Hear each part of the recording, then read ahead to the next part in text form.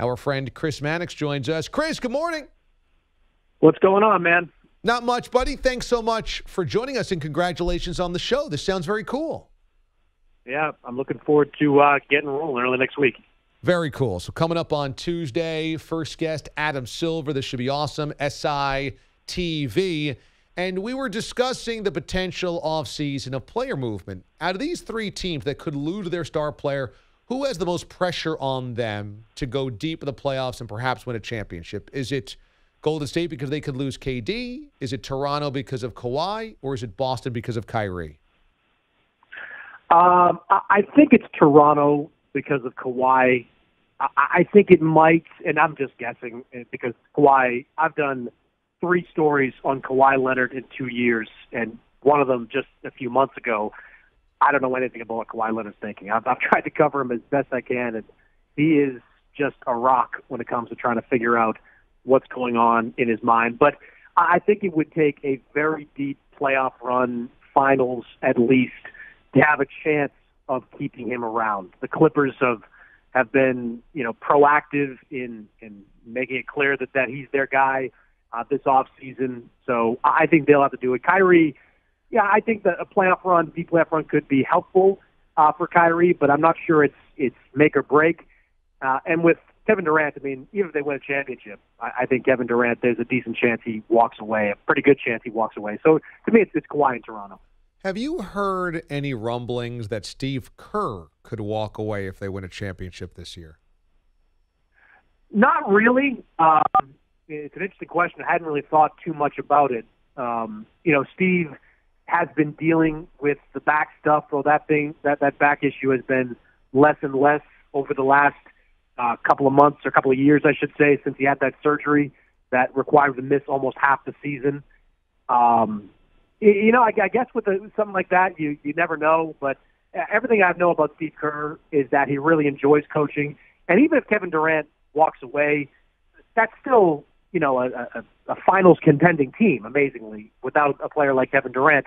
So that would be surprising to me if Steve Kerr walked away. But I guess, DA, in the aftermath of Magic Johnson's quitting, nothing should surprise me ever again. Yeah, and I just heard some people in the Bay Area kind of suggesting that perhaps Steve Kerr recognized this would be a appropriate ending if Kevin Durant is going to leave this offseason and that there's other things that he would want to do. But who knows about that? I do wonder about the Boston Celtics. Well, let me say this, though, about it, too, is that there could be some moving parts in Golden State. I mean, Bob Myers is a candidate for the Laker job. I don't know at this point how strong a candidate he is. I don't know what his level of interest is, but he's a UCLA grad with those LA ties.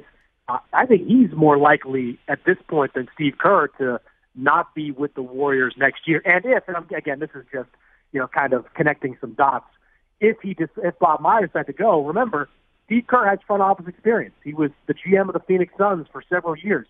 We might see Steve Kerr move upstairs if that's something that he's inclined to do. So there could be some movement off the court with the Warriors. I'm just not sure it's going to involve Steve Kerr. Yeah, that's interesting. Chris Mannix joins us from Sports Illustrated and SITV. So with the Celtics, you follow them closely, you cover them closely, you know them intimately. There's just been something amiss all season long. They have not lived up to preseason expectations. How much of that do you pin on the uncertainty surrounding Kyrie? I think it's a percentage of it. If you were dividing up kind of the blame pie, I don't know that it's an overwhelming percentage. The biggest problem this team has dealt with since jump is the uncertainty of roles on that team. And you knew coming in it was going to be an issue, but I'm not sure anyone believed it would develop into as big an issue as it was all season. I mean, you've got a bunch of 23, 22, 21-year-olds in Rozier, Brown, and Tatum who just took a team to the conference finals last year. And even though they said all the right things coming into the season, it was extremely difficult for them to accept secondary roles. A lot of times, and again, as you said, I watched this team very closely, a lot of times in the first few months of the season, these guys were going out there and just getting shots up to make sure they got their quota early in the game. And finding a rhythm and chemistry was really difficult for Boston. Then you had the injury stuff. Going into these playoffs, the biggest factor for the Celtics health-wise, I know Marcus Smart just went down, and that's huge, but getting Aaron Baines healthy and back into the mix the last couple of weeks of the season is an enormous boost for the Celtics. I mean, last year, Boston had the number one defense in the NBA, and Baines played, I think, 70-plus games or 80 games, something like that, for the team. This year, he's been limited, and when Baines and Al Horford are on the floor together, their defensive rating is 92. It's been limited the number of times they've played all season long. It's like 180, 190 minutes, but their defense is great when those two guys play. So with Baines back and the chemistry settling down, there's real hope in Boston that all the stuff that's gone through all year can kind of get washed away and they can make a deep playoff run. Chris Mannix joins us from Sports Illustrated SI-TV. There's reports now that Kevin Durant and Kyrie Irving want to go to New York so bad that they're trying to decide who will commit first to the Knicks. This seems a little premature, obviously, but here's my question. James Dolan is renowned as one of the biggest disasters as an owner in the NBA, if not the biggest. The Knicks have not been good for a long time. Everything that everybody that goes there seems to touch turns into garbage, whether it's Carmelo, Phil Jackson, etc. So what is this desire of Kyrie, Kevin Durant, or others to race there as a free agent? Well, I think there's a few layers to it. One, in the case of Kevin Durant and Kyrie Irving, I'm sure it's intriguing to them, the possibility of playing together. You know, they're very close, and the idea of playing together is appealing to them. They have different reasons, I think, for individually wanting to be in New York. For Durant, you've got a clean slate basically at age 30. You went to Golden State. You were basically a mercenary. You got 3 championships. Now there's something different to do. And on the basketball level, resuscitating the Knicks would be a huge feather in the cap of Kevin Durant. Moreover, we've seen Kevin Durant over the last 2 years, really, maybe a little bit less, really start to be more and more interested in off-the-court stuff. And the platform, playing in New York, living in New York, being in New York provides, it's not insignificant. It really isn't. So I think that appeals to Kevin Durant.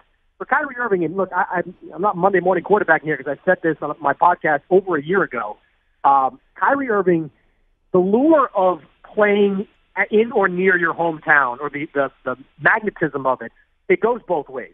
Kevin Durant wanted nothing to do with playing in Washington. Didn't want anything to do with playing in that D.C. area. Whereas LeBron James absolutely wanted to play in the Cleveland, Akron, Ohio area. Kyrie Irving falls in the latter category. Kyrie Irving, I think, all things being equal, would really love to play for the Knicks at Madison Square Garden, on that big stage. So unfortunately, well, I guess fortunately for Boston, all things are not equal. He'd go to the Knicks as, whatever that team may be, and he'd probably be leaving a Celtic team that would be, at the very worst, a deep playoff contender. So Kyrie Irving, I think, has a lot more to think about this offseason than Kevin Durant will. In the West, do you believe that the Houston Rockets can present some type of resistance against the Warriors if they get into the second round? Oh, they definitely can, because they have in the past, and they certainly have made the right moves during the season. I was worried at the start of the year what they'd be. Their defensive identity seemed lost in the early months. Losing Jeff Bizdilik, their assistant coach early on, hurt them. But then Bizdilik comes back, and they fleshed out that roster. I mean, James Harden is the engine of that team. Chris Paul is great. But the additions of Kenneth Faried and Austin Rivers have been huge.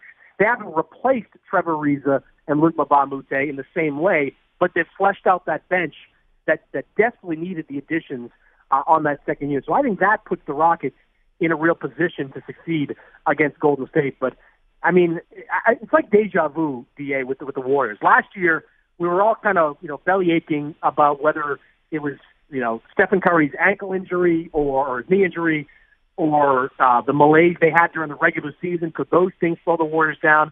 They had trouble with Houston. That was a tough series, don't get me wrong, but they wound up winning a championship. This year, I kind of feel the same way. I think they'll have trouble with Houston. I think whoever comes out of the East is going to be a more challenging foe than Cleveland was last year, but I still can't bet against anyone touching the Warriors 4 out of 7. Chris Mannix joins us. He does everything for Sports Illustrated, senior writer there, hosting podcast, The Crossover, and his boxing podcast. But right now he's got a really cool new endeavor at SI-TV. So check this out. It's called In the Paint. It's all about the NBA. It premieres coming up on Tuesday, and then every Tuesday on SITV. His first guest is going to be Adam Silver. So how can you watch it? Subscribe at si.tv. Again, that's si.tv to subscribe to Sports Illustrated Television, where In the Paint will debut coming up on Tuesday. Chris, it's always great to catch up, my man. Thanks so much, and good luck with the new show.